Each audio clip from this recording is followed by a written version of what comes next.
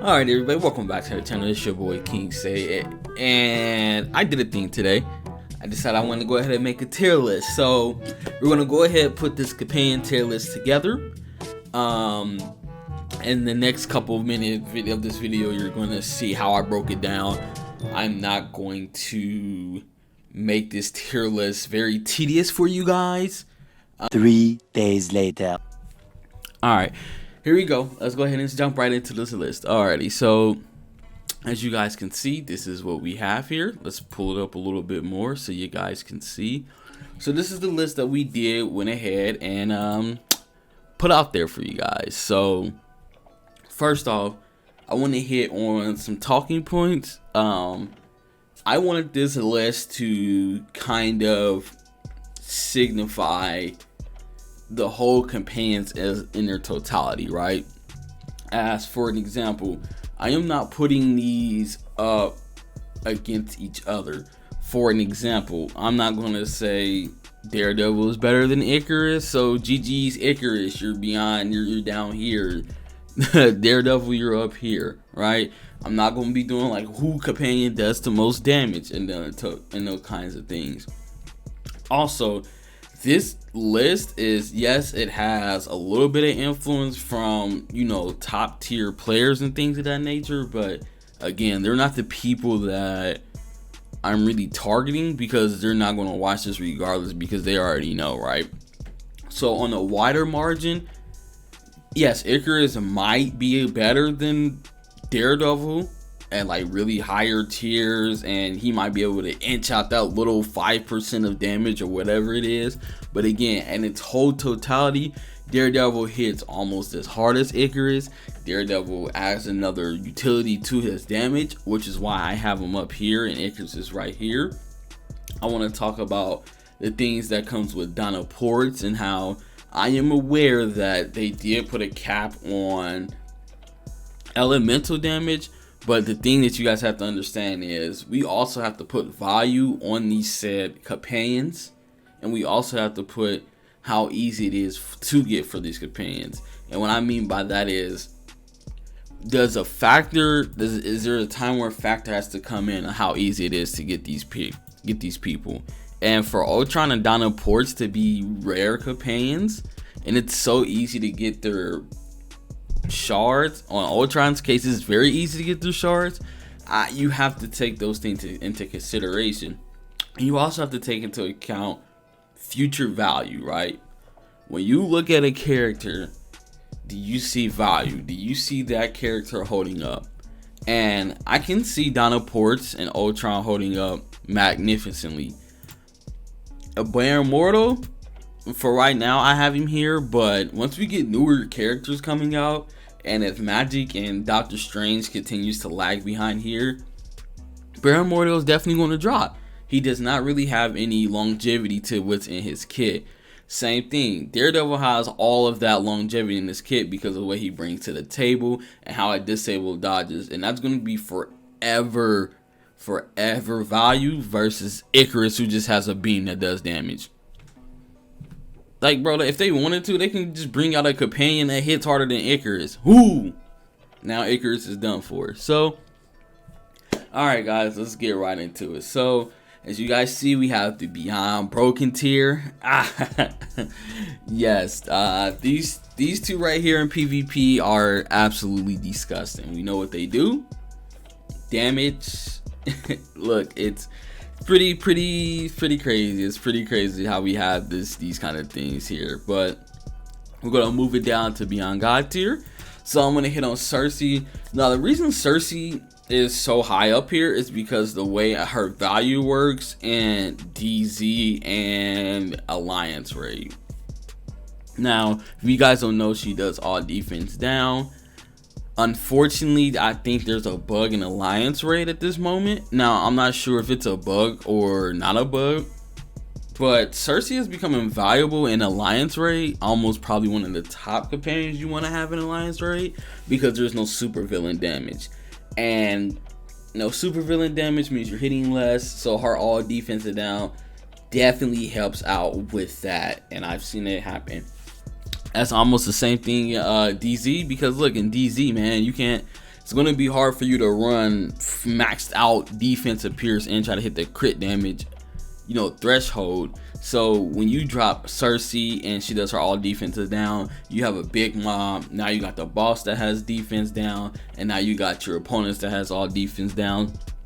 So that's why we're going to hit on that one. That's why I believe Cersei is right here. Now, if they fix the alliance raid and they say it is a bug, then Cersei might come down here. But until further notice, Cersei is going to be sitting right here with her hubby, Mr. Icarus. So I'm going to move on down to God tier.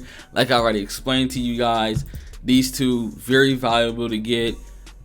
These two, they have value up the wahoo. Their value is going to 100% stay there, and it's not going anywhere anytime soon, especially for the newer players, the mid-level players, hell, even the in-game players, their value isn't going on anywhere. Now, you might say these two might fall off when you get to like maybe the top 1%. But again, the top 1% is not looking at this list, so who cares what they, you know what I mean? So that's kind of where I'm at with this list, man. Now I did know that we don't know what Moon Knight is going to be looking like yet. I've seen gameplay. I'm even close to getting my own 3-star Moon Knight. Maybe if I open up one more box, I could get him. But looking at Moon Knight performance, I'm not seeing anything like groundbreaking from him. I think he's okay. I think everybody here is just okay. You know what I mean?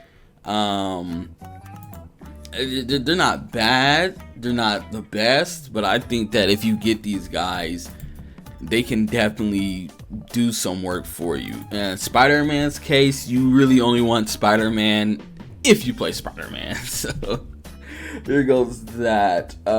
Gilgamesh, he's okay, he's cool, but you much rather want him at a higher level, because the longer he can stun, the longer you can do your damage. So let's bring it down to Nick Fury. This right here is kind of where it's getting to the point you're kind of like, I don't want these companions, but I know if I get them, they can serve a purpose. Nick Fury's case, recovering your guard damage, and you're going to need that everywhere. I've seen it happen in PvE content, especially invasions, because they always like to guard break it. Omega War, 100%, they're always guard breaking. Ghost Rider. Now the thing with Ghost Rider is, if his skill was kind of represented as in fact of, you know, it works for everybody, but unfortunately it's more of, it can be used in PvE, but the main thing that you want from this skill is the stun on it. And you have to have flame damage in order to put that stun on somebody already. So therefore, Ghost Rider, he's only usable for characters that can do flame damage. Now, you can say that he's going to have infinite value because we can always bring flame characters in, which I would say touche to that. That is very touche. But since right now it's only Iron Man and Star-Lord, I think I'm going to keep him down here just for now. We'll wait on that.